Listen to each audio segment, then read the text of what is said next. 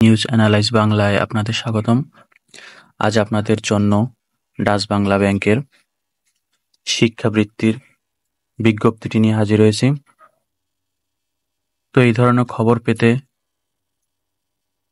আমাদের চ্যানেলটি সাবস্ক্রাইব করে সঙ্গে থাকুন। তো আসুন দেখে নিই ডাচ বাংলা ব্যাংক এর 2025 সালের এসএসসি ও সমমান পরীক্ষা উত্তীর্ণ প্রার্থীদের শিক্ষাবৃত্তির বিজ্ঞপ্তিতে কি কি যোগ্যতা প্রয়োজন।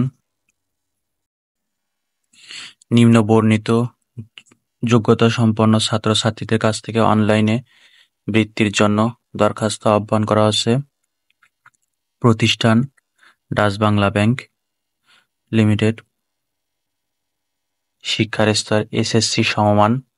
ন্যূনতম জিপিএ সিটি কর্পোরেশন এলাকায় জিপিএ 5, জেলা শহর এলাকায় জিপিএ 5, গ্রামীণ ও অনগ্রসর অঞ্চলের জন্য 4.83। বৃত্তির সময়কাল 2 বছর। মাসিক বৃত্তি 2500 টাকা। বার্ষিক অনুদান পাঠ্য উপকরণের জন্য 2500 টাকা এবং পোশাক পরিচ্ছদের জন্য 1000 টাকা। নীতিমালার মধ্যে রয়েছে যেসব ছাত্রছাত্রী সরকারি বৃত্তি ব্যতীত অন্য কোনো উৎস থেকে বৃত্তি পাচ্ছেন তারা ডাচ বাংলা ব্যাংকের শিক্ষাবৃত্তির জন্য যোগ্য বলে বিবেচিত হবেন না।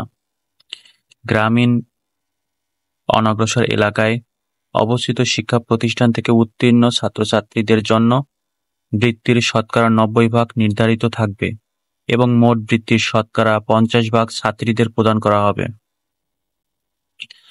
আবেদনকারীকে চতুর্থ বিষয় ব্যতীত প্রাপ্ত জিপিএ অবশ্যই সঠিকভাবে উল্লেখ করতে হবে, অন্যথায় আবেদনটি প্রাথমিক পর্যায়েই বাতিল বলে গণ্য হবে।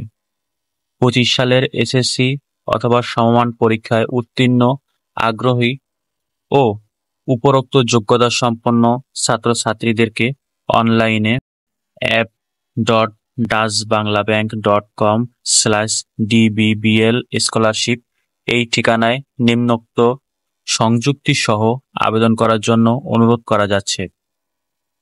আবেদনকারী পাসপোর্ট সাইজের রঙিন ছবি স্ক্যান কপি, আবেদনকারীর পিতা ও মাতার পাসপোর্ট সাইজের রঙিন ছবির স্ক্যান কপি, এসএসসি অথবা সমান পরীক্ষার নম্বরপত্র ও প্রশংসাপত্রের স্ক্যান কপি। অবশ্যই আবেদনের শেষ সীমা 6 আগস্ট 2025।